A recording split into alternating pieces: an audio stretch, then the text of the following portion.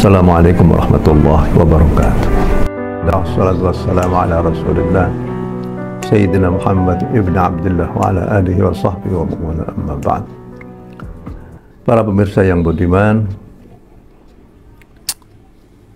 Al-Quran itu sebenarnya berisi 3 hal saja yang paling pokok, sebagaimana apa yang dinarasikan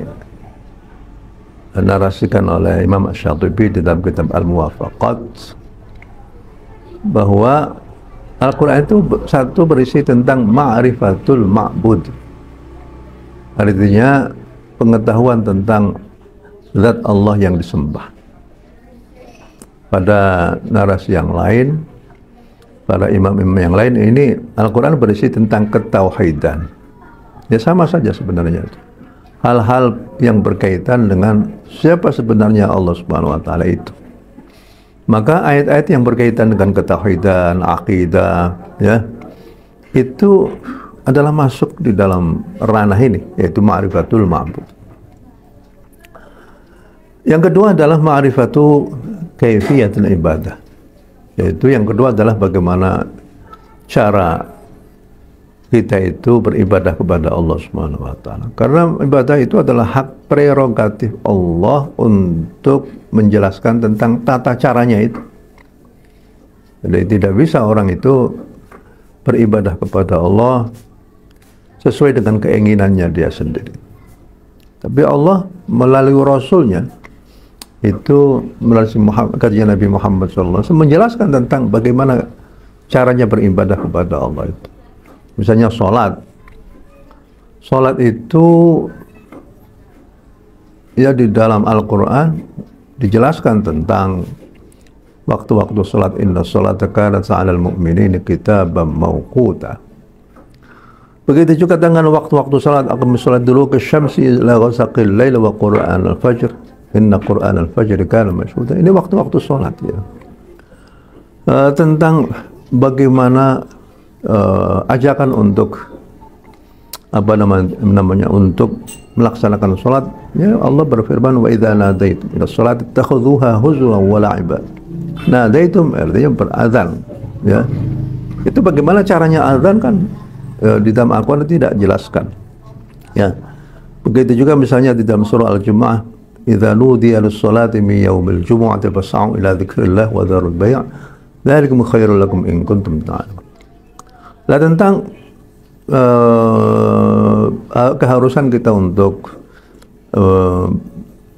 pada waktu sholat itu kita tawajuhkan badan kita itu kepada Masjidil Haram, fawali wajhaka syatral Masjidil Haram, itu ada juga. Begitu juga kata-kata rukuk dan sujud, ya, itu ada di dalam Al-Qur'an. Ruka'is sujud, ruka'is sujud, itu ada di dalam Al-Qur'an. Begitu juga tentang wudu, ya ayyuhalladzina amanu idza qumtum ila sholati faghsilu wujuhakum wa aydiyakum ila al-marafiq wamsahu bi ru'usikum wa arjulakum ila al-ka'bayn wa in kuntum junuban fadhharu wa in kuntum marḍā aw 'alā safarin aw jaa'a ahadun minkum min al-ghā'iti aw lamastumun nisā'a falam tajidū mā'an fatayammamu sa'idan ṭayyiban famsahu bi wujuhikum wa aydikum ma yuridullahu liyaj'ala 'alaikum min harajin walakin yuridu liyudhhirakum wa liyutimma ni'matahu 'alaikum la'allakum tashkurun. Itu tata cara berwudu itu ajar juga. Begitu juga tentang bagaimana kita harus menutup aurat, ya, diisyarakan di dalam Al-Quran, ya bani adam khudhu zinatakum 'inda kulli masjidin wa kulu washrabu wa la tusrifu. Tapi bagaimana caranya itu merangkum semua ketentuan-ketentuan itu. Dari sinilah Nabi Muhammad SAW yang menjadi penjelas, ya, menjadi penjelas terhadap kalamullah, itu menjelaskan, ya, menjelaskan tentang tata cara sholat, ya. Begitu juga Nabi memperlihatkan kepada para sahabatnya tentang tata cara wudu, itu dijelaskan secara gamblang sekali. Kita lihat misalnya di dalam kitab-kitab Bulughul Maram, misalnya ada sebuah sahabat Utsman bin Affan itu mengetahui betul tentang bagaimana caranya berwudu, ya. Kemudian Nabi sendiri telah melaksanakan, memberikan contoh bagaimana caranya melaksanakan sholat dimulai dari takbiratul ihram, menghadap kiblat, kemudian membaca Fatihah, kemudian rukuk, sujud dan seterusnya. Kemudian Nabi mengatakan, "Shallu kama ra'aitumuni usolli." Laksanakanlah sholat sebagaimana engkau melihat diriku melaksanakan sholat. Itu saja salah satu cara pembelajaran yang paling efektif, yaitu dengan pembelajaran secara fi'li, secara amali. Oleh karena itulah Nabi tidak perlu memberikan penjelasan, ini ruku itu artinya apa, syaratnya ruku tidak, dan lain sebagainya. Itu tidak. Langsung saja Nabi itu memperagakan tentang bagaimana cara sholat. Begitu juga di dalam melaksanakan ibadah haji, itu Nabi berjalan saja melakukan cara-cara ibadah haji dari mulai mulai ihram, bagaimana cara memakai pakaian ihram, bagaimana caranya tawaf, sa'i dan lain sebagainya.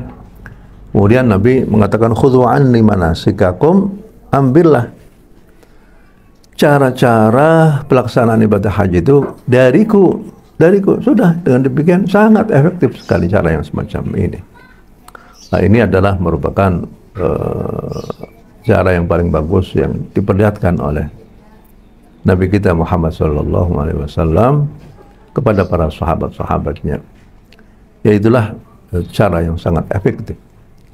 Sekian, wassalamualaikum warahmatullahi wabarakatuh.